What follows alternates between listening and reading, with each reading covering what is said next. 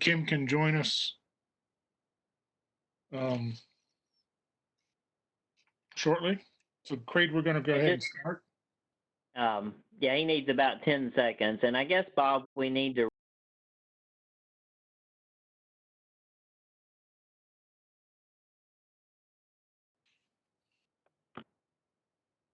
How do I know when Creed's ready? Okay. Calling the Williamson County Election Commission meeting to order. Someone have comment? All right. We're convening by telephone conference call and electronically on Monday, May the 11th at 4 o'clock on Governor Bill Lee's executive order number 16 due to the COVID-19 epidemic. This meeting is also being live streamed to assist with public access on WCTV YouTube channel at www.youtube.com/user/WCTV net. We have Dana Smith, Jonathan Duda, Phyllis Strife, and Colin user 4. Is that Kim? Yes, it's Kim. I'm having trouble getting into the WebEx, but I'm working on it. Okay, so we have Jonathan Duda and Kim Hinke and Chad Gray on telephone. And we have Phyllis Strife, Dana Smith, and myself on video call. So want to make a note that we have a quorum and all members are present. The first item of old business is to approve the minutes from April 14th, 2020. Chad has sent those out. And any comments or changes or corrections? I recommend we accept them as presented. We have a motion from the Strife to accept the minutes. Is there a second? I'll second the motion. Second from Mr. Duda. We need to take roll call votes since we're doing this electronically. I vote aye. Dana? Aye. Phyllis, how do you vote? Aye. Jonathan? Aye. And Kim? Aye. That's 5 votes in favor and no votes against. First item of new business, we have to approve the early voting locations and hours for the upcoming August 6, 2020 federal and state primary. Chad, do you have an update on that? I do. This has been a little harder to try to get this organized this time around. I talked by email with Gordon Hampton, who is the director over Williamson County Parks and Recreation, and I sent him the list of sites: the Longview Recreation Center, the Nolensville Recreation Center, the Fairview Recreation Center, and the Franklin Rec Complex about for the early voting at their facilities. And one of my concerns was that at Nolensville and at Fairview, the rooms are relatively small, and social distancing would be a little bit of a challenge. So I asked him if we could use some other spaces, but he seemed optimistic that we could get something in order for those sites. Now, I will warn you all that their Saturday hours currently are only 8 till noon. I don't know when that might change, but it would be a little bit of an awkward situation if the facility was closed and we were still having early voting, you know, after the facility was closed. But that's all I know at the moment on those facilities. The Columbia State Community College Franklin campus. I had been in some dialogue with them about using their facility. They did have some issues, though, with hardwiring with our computers for our voter check-in stations. So, since cybersecurity is so crucial these days, I feel like we really need to have a hardwired connection like we would at our other sites. I believe that at least the Nolensville has, I guess, quite a long hallway prior to the room we use there. Could we use that for people prior to actually where they would stand in line? Well, we could. The problem is in the actual voting area, it's going to be, the machines are going to have to be spread out, 6 feet apart. We only may be able to fit 2 or 3 voting machines in that space, maybe 4. I mean, we could probably make it work, and I'm sure they're willing to work with us on that. Yeah, I would prefer we keep a similar location, just out of continuity, and if at all possible. The location that I had sort of indicated to them that might be better is across the hall at the Nolensville Recreation Center, and it's there is one door in and then a different door out of that area. There's a good flow to it. I think my concerns with the original location we've used there for early voting is that there's only one door in and one door out, so you have to pass people in that manner. But I'm sure that I've emailed Gordon again today, but I haven't heard back from him. But I'm sure we could probably work something out at that location. Okay. And we still have the Brentwood Library. Yeah, they were put on notice back earlier in the year because we traditionally use their location the entire period for an August election anyway. And I don't think the hallway is going to work this year.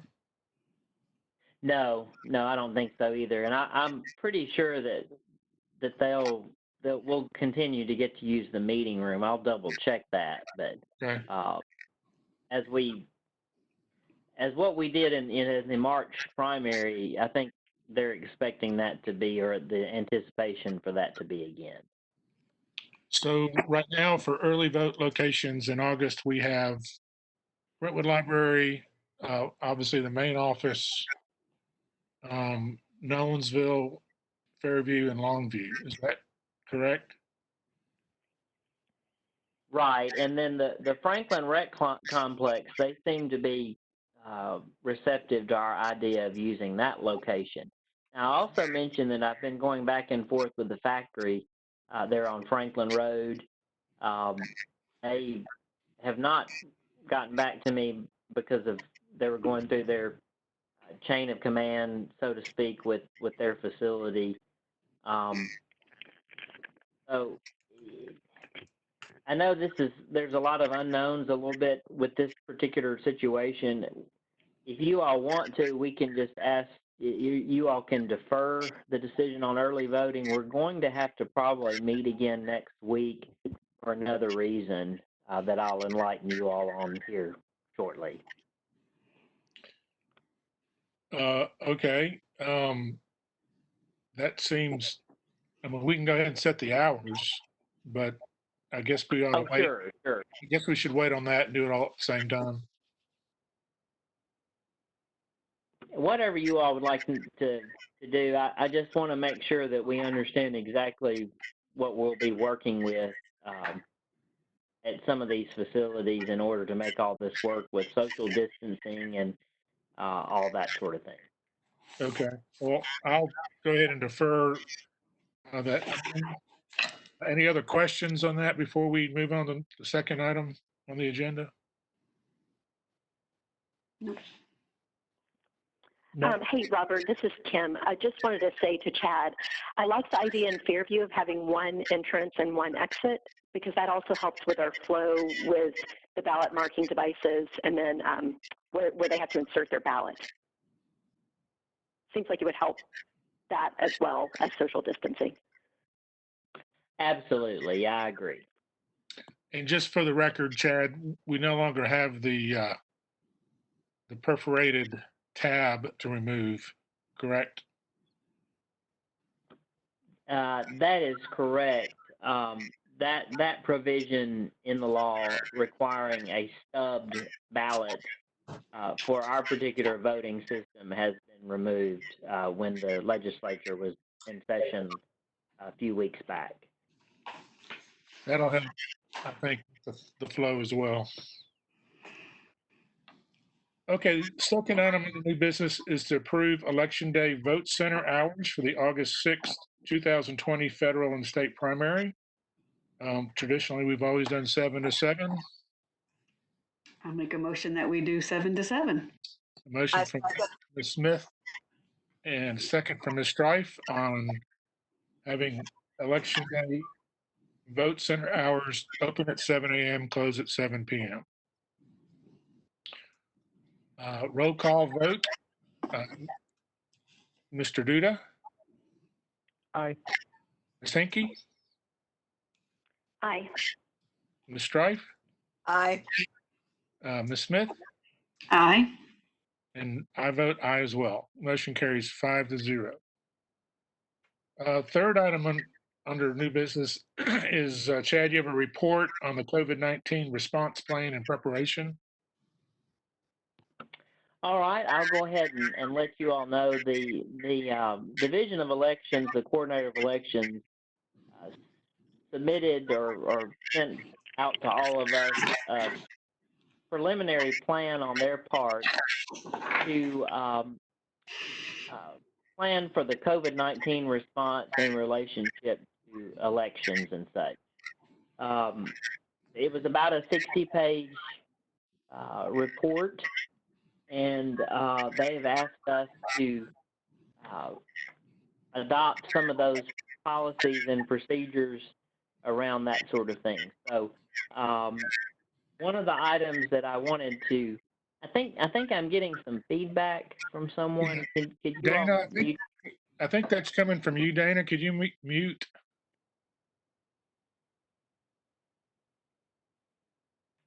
Okay, All right. I guess that solved the problem.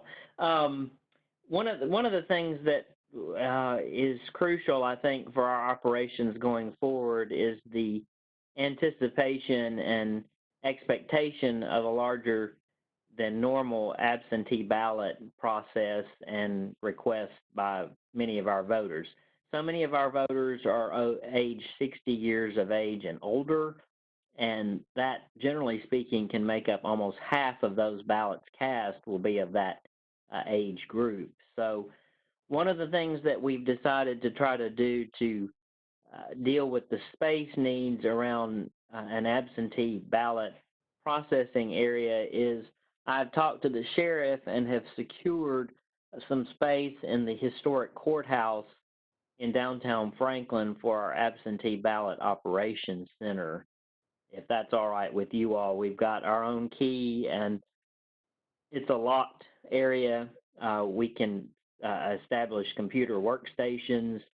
We'll have all sorts of room to be able to process and deal with all of these requests that we anticipate that we're going to be receiving. So we are in the process of getting all of that in order. The state has sent us 50,000 envelopes for absentee, all the related materials that go with the absentee process.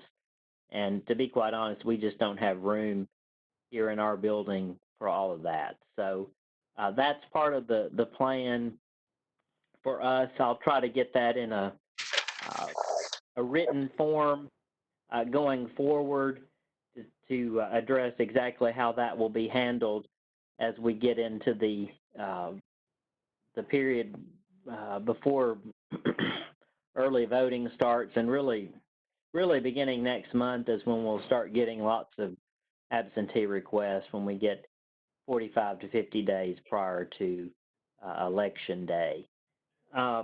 Another item that they addressed was the situation surrounding our poll officials. Have mailed a letter out to all of our poll officials who have served and have asked that they RSVP as to whether they intend to serve for the August and November elections. We've sent along with that a letter describing all of the personal protective equipment that will be available for their use, along with all the measures we'll be taking to ensure their safety and that of the voters as we have the in-person voting during early voting and on election day. Chad, could you send that report to each go of ahead. us? Okay, are you talking about the Jonathan had asked for that? You know, when I received the report, it said that it was for the recipients of that email only. Now, I'm not sure at what point you all did not receive an email about the report, right? Is That's that correct? No. Okay. So let me find out what's going on with that. But that was clearly stated in the email, but I do not mind sharing it. What did you send to the poll officials? Oh, what I sent to the poll officials was a letter explaining to them that the state is providing a certain amount of personal protective equipment, and we are securing ways for them to feel safe while they're conducting the duties of the election, and that sort of thing. And it was just kind of a way for us to get a response back. The Secretary of State is very leery about whether our poll officials are going to want to serve going forward. So they're encouraging us to try to look at other ways to recruit poll officials. So we're trying to figure out exactly the status of the current poll officials we have so that we can plan for replacing them in the future as we get closer and closer to election time. Right. So if you could start by sending us a copy of that letter that you sent to the poll officials. And then if the state will let you send a copy of that email to us as well, if you can check on that. Okay, yeah, I can do that.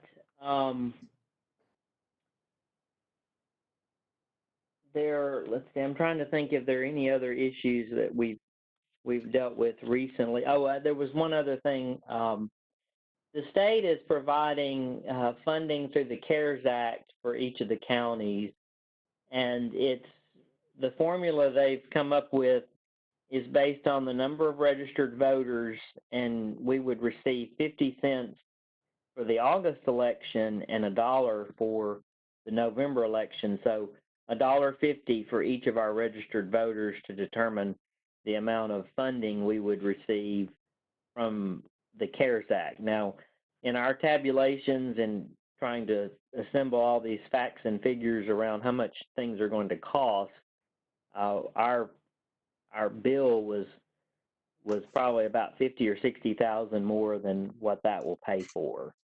So it was right around $320,000 is what a lot of this will cost. But we submitted that budget to them. I have not heard a response back from that as of yet, but that will be funding we will receive through the CARES Act to mitigate some of the COVID-19 expenses. And Chad, if we have to go over that amount, we'd have to submit a supplemental request to the county. I would assume so, because this is going to get pretty expensive pretty quickly. Part of that, what we submitted to them, had to do with the absentee ballot part of all this, with additional postage and personnel, all that sort of stuff will all have to be factored in. So hopefully we can. I don't know. There's some things that maybe the state has contracts with with certain things that we need where we might be able to get a discount on those items. But one of the more expensive items that we're having to deal with is having a polling place for Election Day deep cleaned before voters arrive and then cleaned after everyone's gone. But we've got a lot of our locations in schools, so we'll be able to just add a little bit of funding to those current school contracts for those vendors to do that in addition to what they would normally do for the schools. So, but I've talked to one of the vendors about that, and it's going to get pretty expensive for each election. I'd say it's going to be $15,000 to $20,000 just for one election for all of our polling places. Could you go through what you currently think those budgeted items are? Sure. Let me get that real quick here.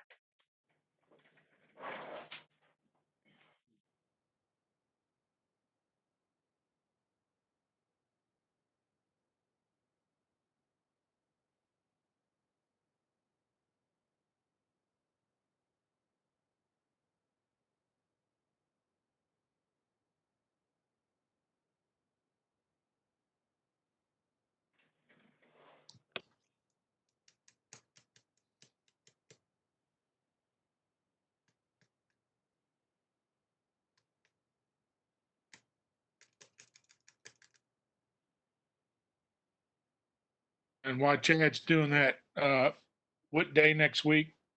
Is any day next week not work for everyone to? I'm available for any.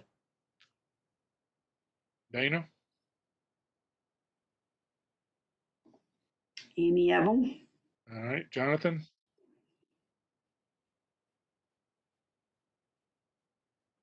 I'm reviewing my calendar.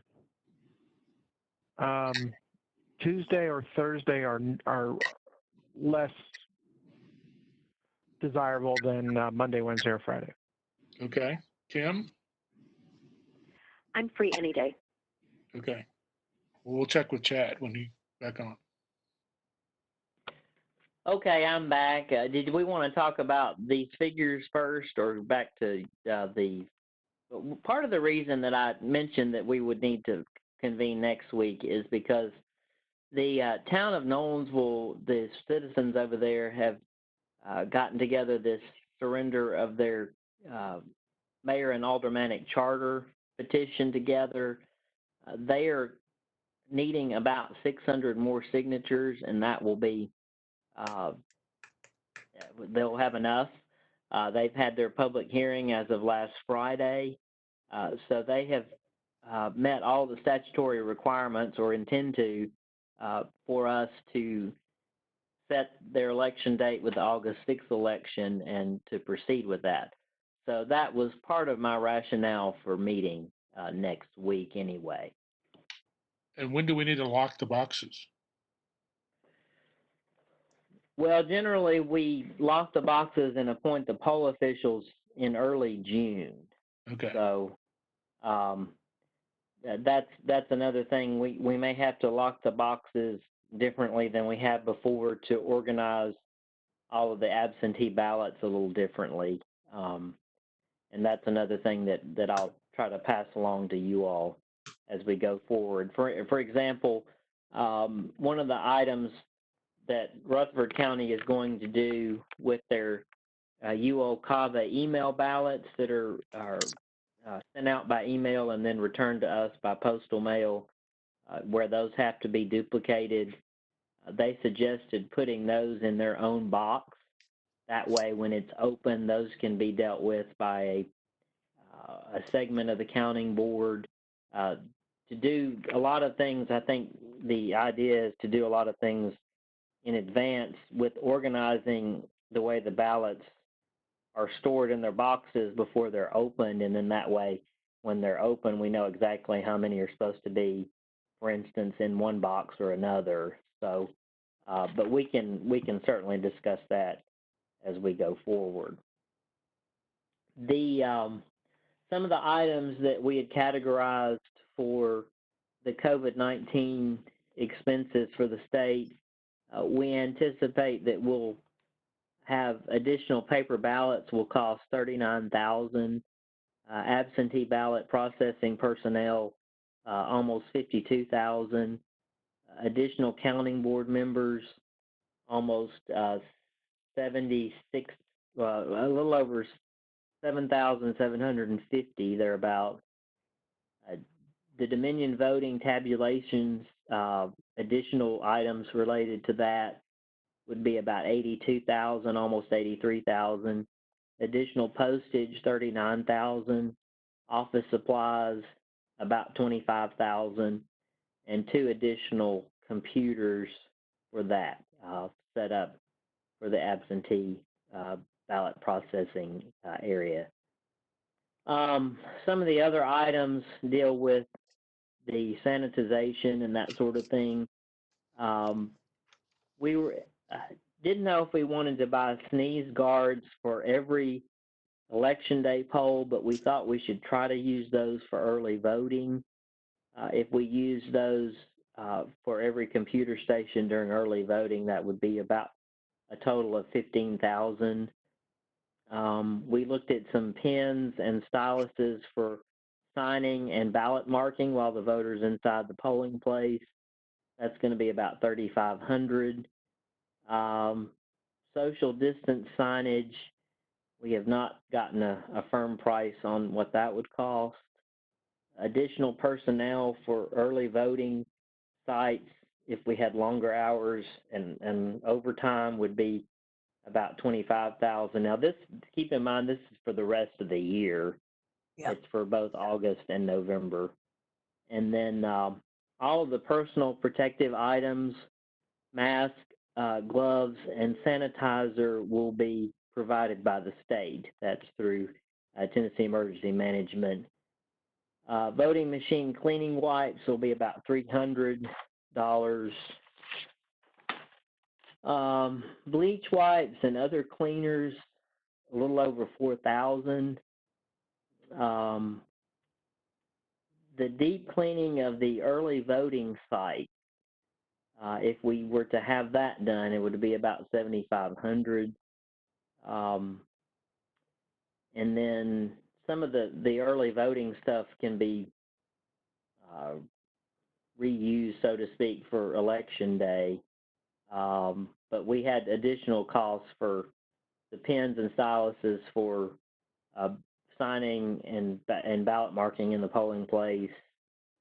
Voting machine cleaning wipes, about 400. Bleach wipes and other cleaners, about 900. Deep cleaning of election day sites. This may have to be changed, but our original estimate was about 12,500, and additional fees associated with the cost of delivering extra supplies to the polling places on election day, we think might be about 2,000. So that's kind of where we are on that. Any questions? No, I like the idea of the sneeze guards. I do too. They're about $100 a piece. So, you know, we'll what we're kind of leery of is the fact that these may be in such high demand. We don't know if we can get those quickly, and I'm afraid the state has been a little vague on exactly how all this stuff is going to be paid for. One administrator I know has already purchased their sneeze guards, but he has no idea when he'll ever get reimbursed. So hopefully they'll issue some additional guidance from or to us after they've gotten all these budgets in from all 95 counties. Will the poll officials be required to wear masks?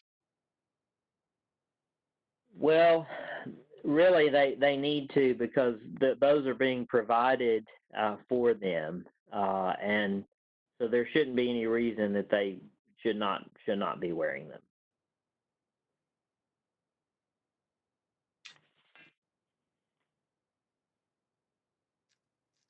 Okay, any other questions for Chad? I do. This pertains to absentee voting and the process for that. Okay. So I hadn't seen the state's proposed plan to see if it's different than what I'm assuming that the law provisions, the provisions that are in Tennessee code, we will have to abide by. And there are then other provisions that Mark Owens or that the state has the ability to identify they can work within and make changes. But so I want to talk about, is that correct? Is that my understanding?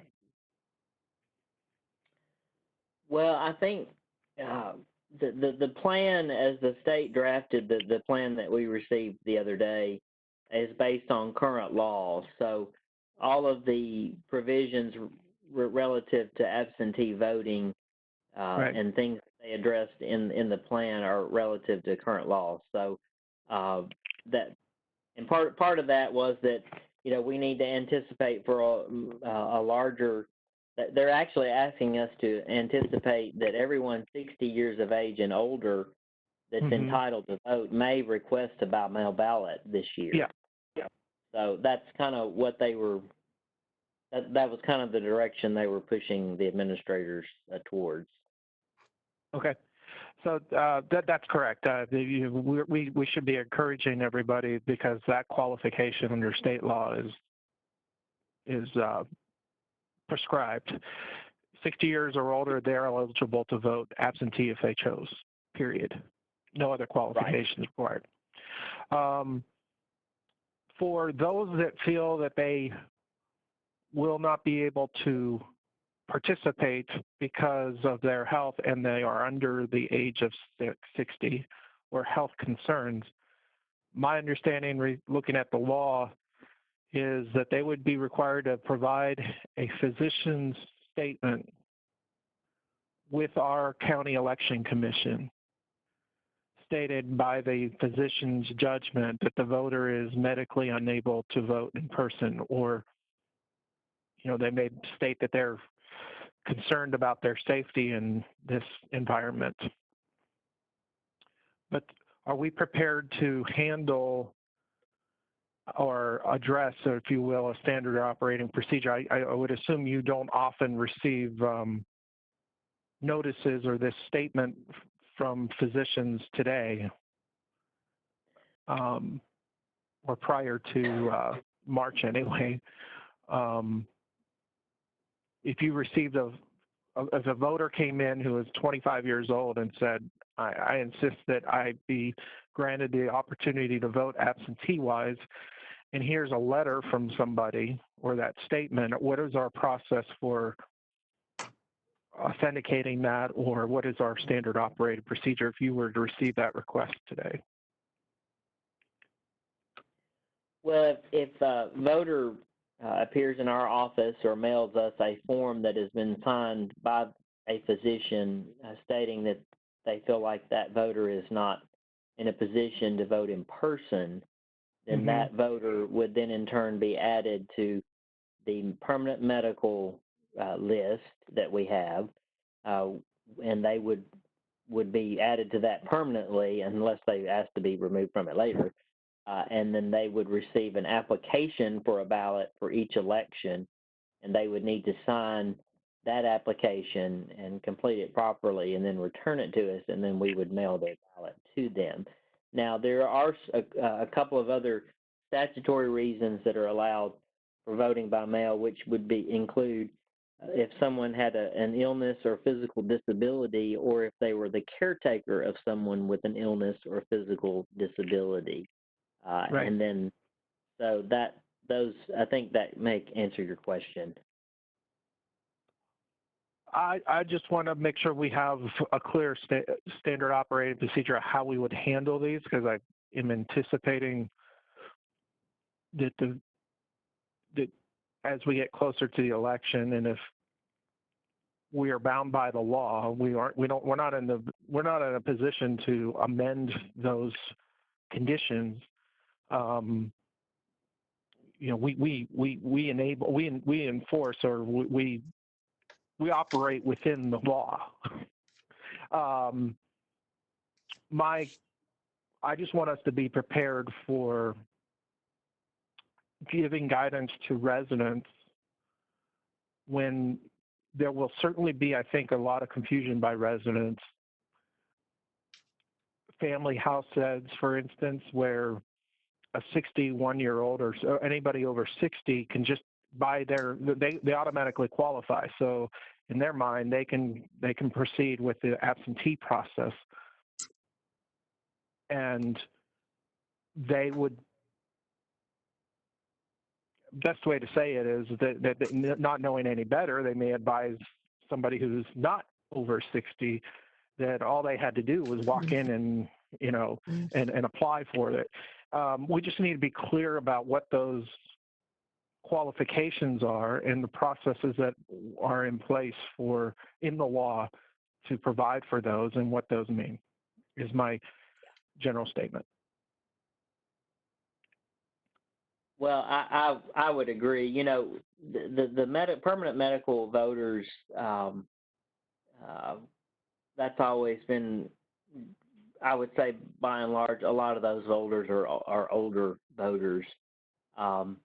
We'll file those just like any other form that we receive. I don't think that we will be entitled to question the voter about that statement, but that may be something that the coordinator of elections is going to have to sort of enlighten us on as we go forward with this. Okay. Ted, are there any different procedures for nursing home voting? Well, part of the plan that was submitted to us and that we subsequently had a conference call about dealt with nursing home voting. And in some of the work sessions that some of the administrators had prior to the issuance of the plan, there seemed to be no clear consensus about how to handle the nursing home residents and how to vote those individuals. Some of the larger counties, not ours necessarily, but some of the larger counties, one of those ideas that was proposed was to train and deputize 2 of the nursing home employees that were to be of different political parties to go around and actually assist those residents in voting. Some of the larger counties said that would be very hard to try to coordinate and administer. A lot of it has to do with the fact that we would have to pay those individuals, so there would be a lot of extra paperwork along with that. And then some of the counties also suggested that maybe the by mail provisions of voting or of sending. Currently, we're not allowed to mail ballots to a nursing home facility for the voters to mark and mail back to us. We're supposed to do that in person. So some thought maybe we should waive that and let the residents in the nursing home vote by mail.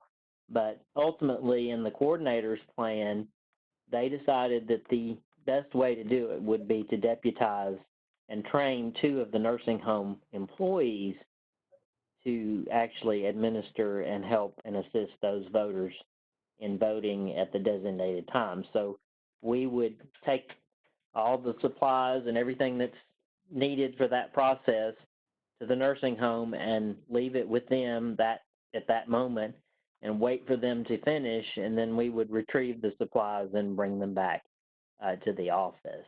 So that's currently what they have suggested. I don't know where we are on that, but hopefully they'll give us a little additional guidance on this, because we have 21 nursing home facilities in which we vote residents here, and that's going to take a lot of coordination, I would think, to try to make all this work.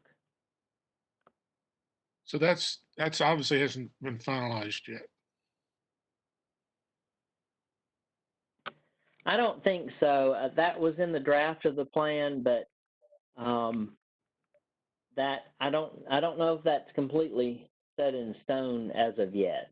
And to be quite honest, I don't see us any poll officials or election commission designees being able to go into any of those facilities anytime soon.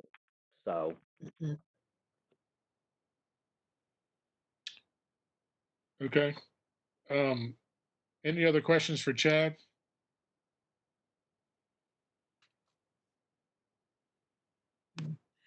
I have a question. Chad, have you seen the courthouse facility you spoke of earlier? Yes, we paid a visit down there. It's in the old economic development office before they moved to Cool Springs, which is Yeah. now Williamson. Uh, they occupied a space on the second floor, and it's actually, I think, will serve us well. There's um, there's plenty of room for not only ballot storage and that sort of thing, but I'm glad, Phyllis, you brought that up because I wanted to get your thoughts on that idea. They used to have a lot of problems with elevators if I've got the correct building, and I would recommend only the upstairs because the downstairs in the bowels of the building, I don't know if that's feasible. You might want to double check that one. Yes, it's up. It's on the same floor. Well, it's on, technically it's not in the basement. It's on the first ground level floor of the building, I believe. Okay. Okay, Um, that's one large room as I recall, but they used to have problems with their elevators and all. If we had, just double check it. Okay, and keep in mind this is just for our employee use. This is not for the public or anything like that. So this would be for our election commission personnel to utilize that space and take phone calls and that sort of thing. But it would not be open to the public. Okay, okay, good.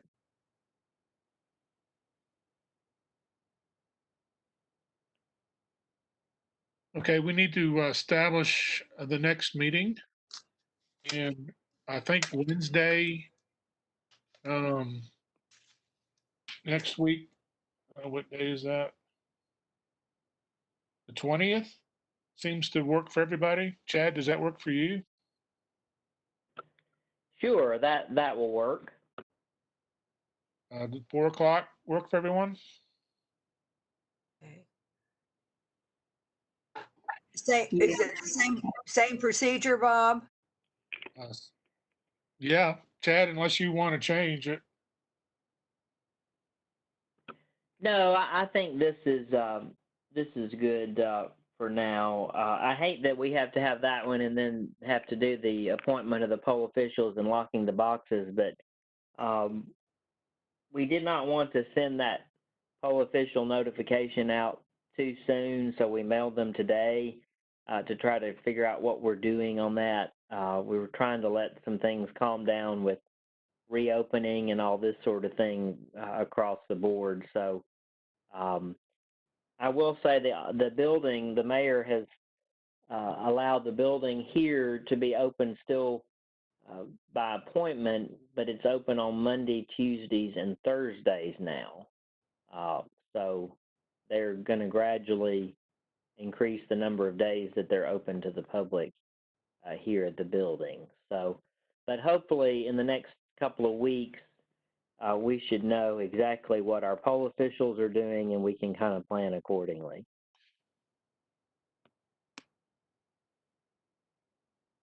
And Chad, have you gotten a sneeze guard for your office there? They came and measured for those, but they have not been back since. I don't know what's going on. I need to find out. In one of the conference calls, the mayor's chief of staff was supposed to find out for a number of different offices, and I don't know what the outcome was on that. Okay. Also, additionally, I emailed out more plans for our office. I don't know if you all had a chance to look at that, but they're looking or trying to get all of this design phase out of the way for our new office on Downs Boulevard that's in the old LoJack building, and they're wanting that to be kind of wrapped up by the 1st of June. So if you all want to look at those blueprints and see if you have any suggestions about anything regarding the layout, then you might want to take a look at that in the next few days. Right. If you have, we'll just discuss it on the 20th. So once you Sure, we can do that. make that an agenda item. Okay. Any other business to bring before the commission at this time?